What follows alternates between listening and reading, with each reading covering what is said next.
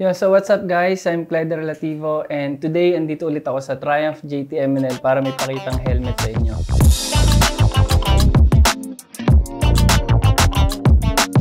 So kung nakikita nyo yung nasa table, ito yung HJC Alpha 1 series na Fabio Quartararo replica. So ito yung gamit ni Fabio Quartararo sa MotoGP 2023. So ngayon may bago lumabas na helmet. Fabio Quartararo pa rin pero special edition siya. So papakita ko sa inyo yung comparison.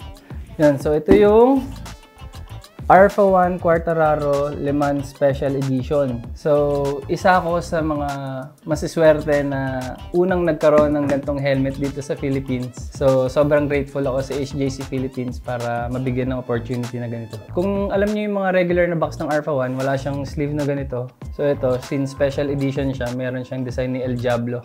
Ayan, El Diablo. First time ko makikita to in person kasi marami akong nakikita photos dito sa Instagram pero syempre iba sa personal. So same naman siya ng mga regular na Alpha 1, may kasama siyang spoiler. Ito yung mismong helmet, tapos may mga tear off din siya. Pero dito tayo magpo-focus sa helmet. Excited na ako, tagal ko hinintay ito. Ready na ba kayo? Hindi pa ako ready eh. So ito na. Wow! Grabe yung details. So, nilabas tong helmet na to for Le Mans GP, special edition to.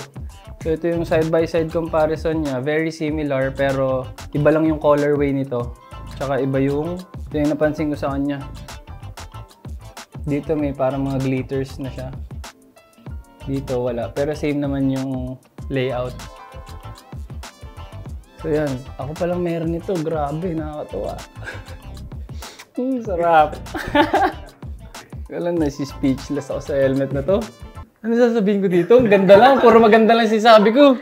Sobrang ganda ng helmet nito. Wala ako ibang masabi kundi maganda siya. Kasi iba talaga siya sa personal. Sobrang tagal ko na nakikita itong design na to. Lumalabas sa Instagram. So ngayon lang siya lumabas sa Philippines. Sobrang ganda. Sobrang excited na akong gamitin sa truck nito. So guys, I'm Clyde Relativo and this is the first unboxing video of Triumph JT-MNL for 2024. Thank you po.